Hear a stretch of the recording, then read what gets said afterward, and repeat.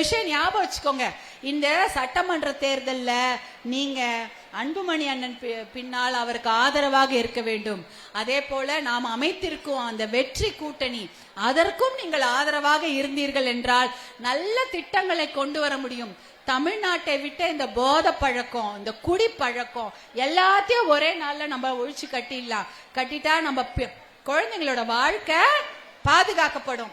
இன்னும் கூட 5000 ரூபாய்க்கு பதில் இன்னும் கூட வேற ஏதாவது எடுத்துட்டு வந்து அவங்க கொடுக்க தயாராக இருப்பாங்க. எதுக்காக? ஓட்டுக்களை வாங்கி விடலாம்.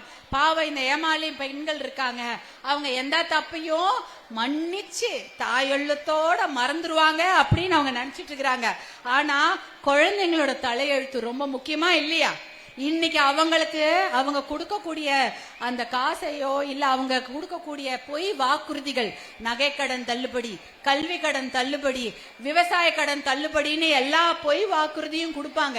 அந்த பொய் வாக்குறுதிகளை நம்பி உங்களுடைய வாக்குகளை அவர்களுக்கு நம்பி போட்டீங்கன்னா இதை விட அதிகமாக கள்ளுக்கடைகளையும் மதுக்கடைகளையும் சந்து கடைகளையும் திறந்து வச்சு குழந்தைங்களோட வாழ்க்கைய ஒரு வழி பண்ணுவாங்க. ஞாபகம் வச்சுக்கோங்க, உங்க பிள்ளைகளுடைய தலையெழுத்து உங்கள் கையில் தான் இருக்கிறது. நீங்க யாருன்னு ஒழுங்கா பார்த்து மருத்துவர் அன்புமணி சொல்ற அந்த கூட்டணிக்கே நீங்கள் வாக்களிக்க வேண்டும். அப்படிதான் அந்த வாக்களித்தீர்கள் என்றால் குழந்தைங்களோட வாழ்க்கையை காப்பாற்றப்படும். இதை ஞாபகம் வச்சுக்கிறீங்களா? சட்டமன்ற தேர்தல் இதெல்லாம் ஞாபகம் வருமா உங்களுக்கு? தேர்தல் எப்ப வரப்போகுது? இன்னும் 1.5 மாசம் 2 மாசத்துல வந்துடும்.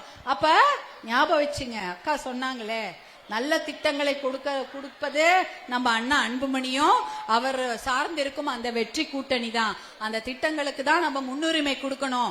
இல்ல இந்த ஏமாற்று போய் வாக்குறுதிகளுக்கு முன்னுரிமை கொடுக்க கூடாது. ஞாபகம் வச்சுக்கீங்க. அதே போல உள்ளாட்சி தேர்தல் வருதா? உள்ளாட்சி தேர்தல்ல நீங்க எல்லாம் நிற்க வேண்டும். கிட்டத்தட்ட 50% பெண்கள் தான் நின்று வெற்றி பெற வேண்டும். இதுல பாதி பேரு நீங்க கவுன்சிலர் ஆகலாம், ஒன்றிய கவுன்சிலர் ஆகலாம், வார்டு மெம்பர் ஆகலாம். இந்த மாதிரி உள்ளாட்சி தேர்தல்னா தெரியுமா? அதுக்கு ஓட்டு போடுவீங்களா? போடுவீங்க தானே? உள்ளாட்சி தேர்தல் யாராவது ஒரு கவுன்சிலர் நிக்க வைப்பீங்க, நிக்க வச்சு ஜெயிக்க வைப்பீங்க. அது நீங்களாவே இருக்கலாம். சரியா? யாரையோ ஜெயிக்க வைக்கணும்னு இல்ல, நீங்களாகவே அந்த கவுன்சிலராகவும் ஒன்றிய கவுன்சிலராகவும் மாவட்ட சேர்மன் எது வேணாலும் ஆகலாம். அதையெல்லாம் நீங்கள் செய்தீர்கள் என்றால் உங்க பகுதிக்கு நல்லது செய்து கொள்ளலாம். இதெல்லாம் ஞாபகம் வச்சுக்கங்க. உங்க வீட்டு பிள்ளையாக மருத்துவர் அன்புமணி இருக்கிறார். அவர் தான் உங்களுக்காக செய்யறதுக்கு பெண்களுக்கு முன்னுரிமை கொடுத்து, குழந்தைகளுக்கு முன்னுரிமை கொடுத்து, நம் குடும்பங்களுக்கு முன்னுரிமை கொடுத்து நல்ல திட்டங்களை கொண்டு வரதுக்கு தயாரா இருக்கிறார். அவருக்கு நீங்கள் என்றென்றைக்கும் ஆதரவாக இருக்க வேண்டும். அவர் சொல்கின்ற அந்த கூட்டணிக்கு என்றென்றைக்கும் ஆதரவாக இருக்க வேண்டும் என்று உங்களை எல்லாம் அன்போடு கேட்டுக்கொள்கின்றேன். நேரம் ஆயிடுச்சு. இன்னைக்கே இப்ப நீங்க ஐயோ எப்படா வண்டி கிண்டி போயிடுமோ, கூட்டம் அந்த வண்டி நம்மள விட்டு போயிடுச்சுன்னா என்ன பண்றது அப்படின்னு பயப்படாதீங்க. உங்க ஒருத்தரை கூட விட்டுட்டு போக மாட்டாங்க. ஏன்னா இங்க இருக்கிற ஒன்றிய செயலாளரோ மாவட்ட செயலாளரும் எல்லாருமே நீங்க பத்திரமா வீட்டுக்கு போய் சேரதுல உங்களை விட நாங்க ரொம்ப தெளிவா இருக்கிறோம். நீங்க பத்திரமா என்னைக்கும் சந்தோஷமா இருக்கணும். இதே மாதிரி சிரிச்ச முகத்தோட இருக்கணும்.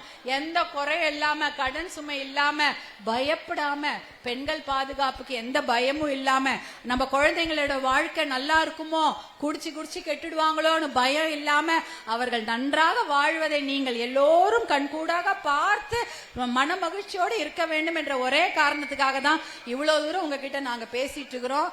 இதையெல்லாம் நீங்க ஞாபகம் வச்சுக்கோங்க. இதையெல்லாம் நீங்க பத்திரமா வீட்டுக்கு எடுத்துட்டு போய் எல்லாத்தையும் சொல்லுங்க. நிறைய பேருக்கு விஷயம் தெரியுமாமா? தெரியாது இல்ல.